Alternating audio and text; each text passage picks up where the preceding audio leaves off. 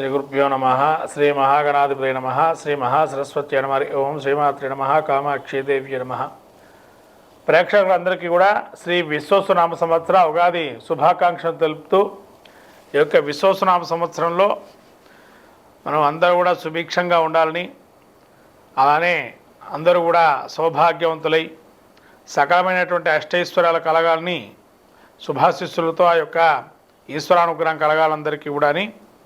ముఖ్యంగా మనము ఈ యొక్క ఉగాది అనేదానికి వస్తే కనుక పూర్వం నుంచి మనకు బ్రహ్మగారు ఈ రోజున సృష్టిని మొదలుపెట్టారని చెప్పి ఈ ఉగాది పర్వాన్ని మనము ఓ పండగ వాతావరణం చేసుకొని, కొంతమంది పుణ్యకుంభాన్ని పెట్టుకొని అలా ఇష్టదేవతారాధన చేసుకొని ఉగాది పచ్చడి ఏదైతే ఉందో నింబకుసుమ భక్షణం అంటారు. ఆ యొక్క ఉగాది పచ్చడి తిన్నట్లయితే శతాయుర్వర్జదేయంగా అంటే వజ్ర దేహంగా ప్రాప్తిస్తుందని, సకల సంపత్తులు అర్థము అంటే లాభము అనుగుణంగా అన్నీ ఉంటాయని చెప్పి, అందులో రుచిపూర్వకంగా షడ్రుచుల పూర్వకంగా ఉండేటువంటి ఉగాది పచ్చడిని సేవించి ఈ యొక్క పంచాంగ శ్రవణాన్ని కూడా విని దేశకాల మనిపిస్తులు అట్లనే వర్తమానంలో వ్యక్తిగతమైనటువంటి రాశి ఫలితాలు చెప్పుకోవటంతో ఈ యొక్క వినటంతో కూడా సకలమైనటువంటి పాపాలు క్షయిస్తాయని బ్రహ్మదేవుడు ఈ రోజున సృష్టిని మొదలుపెట్టాడు. కాబట్టి రవ్యాది గ్రహాల యొక్క ఎక్కడెక్కడ ఉన్నాయో వాటి యొక్క పరిస్థితిని బట్టి ఏ విధంగా మనం జ్యోతిష్ శాస్త్ర ప్రకారంగా ముందుకెళ్ళి తదనుగుణంగా ఈ యొక్క సంవత్సరం ఏ విధంగా వ్రత నియమాదులు అట్లనే హోమాది క్రియాదులు ఏ విధంగా ఆచరించాలని చెప్పి ఈ ఉగాది నుంచి మనం మొదలుపెట్టుకొని మళ్ళీ వచ్చేటువంటి ఉగాది వరకు కూడా సకలమైన శుభాలు ఏ విధంగా పొందుతామని చెప్పి ఈ నవగ్రహాది రవ్యాది గ్రహాల యొక్క ప్రభావము మానవ జీవితం మీద అలానే లోకం మీద ఏ విధంగా ఉంటుందో చెప్పుకునేటువంటి ఆ యొక్క ఉగాది పురస్కరించి ద్వాదశ రాశులైనటువంటి ముఖ్యంగా మేషరాశి వారి యొక్క ఫలితాలు చెప్పుకుంది ఏ విధంగా ఉన్నాయని చెప్పి. శ్రీ గురుభ్యో నమ. శ్రీ మహాగణాధిపతి నమ. సరస్వతి నమ. ఓం శ్రీమాత్రే నమ.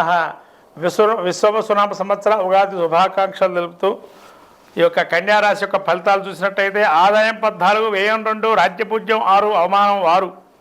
అంటే ఇక్కడ ఆదాయం 14 ఉంది, వ్యయం 2. ఖర్చులు తక్కువగా చేస్తారు, ఆదాయం పెంచుకున్నారు. కానీ అవమానించేటువంటి వారు 6 ఉన్నారు, గౌరవించేటువంటి వారు 6 ఉన్నారు. అంటే సమాజంలో సంఘ సేవలో మీరు సంఘంలో ఒక సంఘం సమాజంలో మేము సభ్య సమాజం మిమ్మల్ని గౌరవించే ప్రదంగా ఉంది అని అర్థం. దీన్ని బట్టి అంటే ఎన్ని కష్టాలున్నా ఎన్ని ఆటపోట్లున్నా సంఘంలో నిలదొక్కునే అవకాశం ఎక్కువగా ఉంది అని చెప్పబడుతుంది.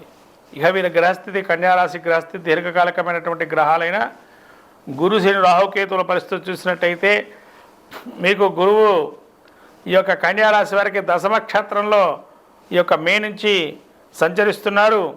దశమ స్థానంలో ఉండడం వల్ల ధాన్యనాశో ధనశ్చేద వృత సంచార చరణం భయం స్వజనే దూషణం చేవ దశమస్థో జదా గురు.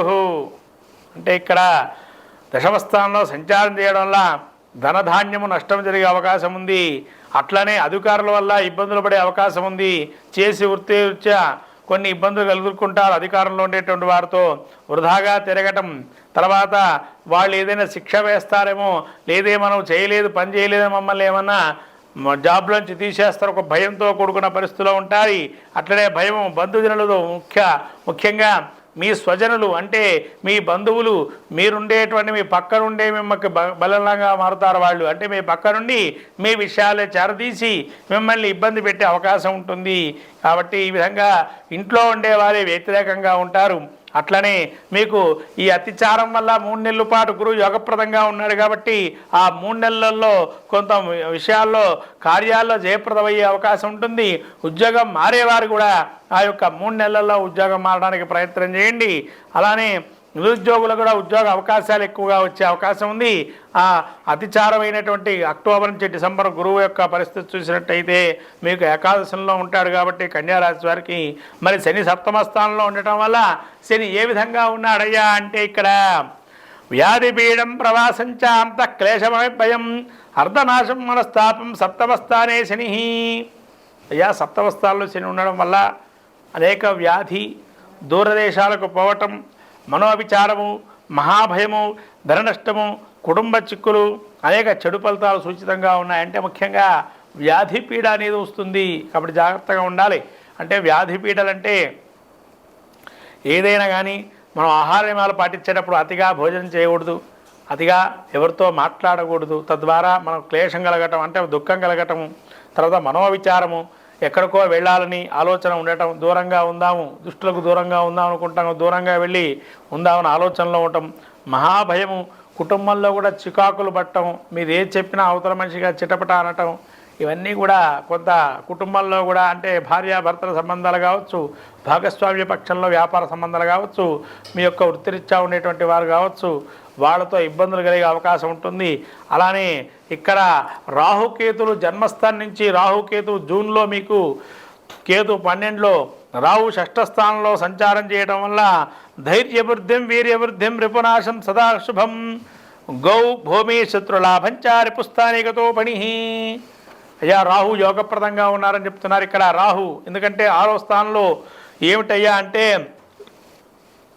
సాహసమైనటువంటి కృత్యాలు, అంటే ధైర్యే సాహసే లక్ష్మి అంటారు. ధైర్యం చేయకపోతే ఏమీ సాధించలేము అని ఒక మనస్సు స్థిరమైనటువంటి ఒక భావన కలుగుతుంది. ఆ 3 నెలలు రాబోయేటువంటి జూన్ తర్వాత నుంచి ఒక ధైర్యం తెచ్చుకుంటూ ఎందైనా ఎదురీడాలి, ముందరికి పోవాలి అనే ఒక సమస్య పరిష్కారం చేసుకోవాలి అని చెప్పి రాబోయేటువంటి జూన్ తర్వాత నుంచి మీకు చిన్నగా మీరు మెల్లిగా పైకి తీసుకుంటారు. అట్లానే అక్టోబర్ నుంచి డిసెంబర్ వరకు కూడా మీరు సాధించే అవకాశం ఉంది. ఆ యొక్క ఏదైతే ధైర్యంగా మీరు ముందరకెళ్తారో సూక్ష్మ బుద్ధి అంటే ప్రతి విషయంలో కూడా సూక్ష్మంగా ఆలోచిస్తారు, ప్రణాళికాబద్ధంగా ఆలోచిస్తారు, పరాక్రమం, శత్రువులు జయింపజేస్తారు, శత్రువులు నాశనం అయిపోతారు, సర్వ విజయమందు శుభం చేకూరుతుంది. ఈ విధంగా మీకు యోగప్రదంగా రాహు గోచరిస్తున్నాడు. కాబట్టి శత్రు పరాభవాన్ని చూస్తారు. ఇదొక కన్యారాశి వారికి అద్భుతంగా ఫలితాలు ఇస్తున్నారు రాహు ఉగాది నుంచి.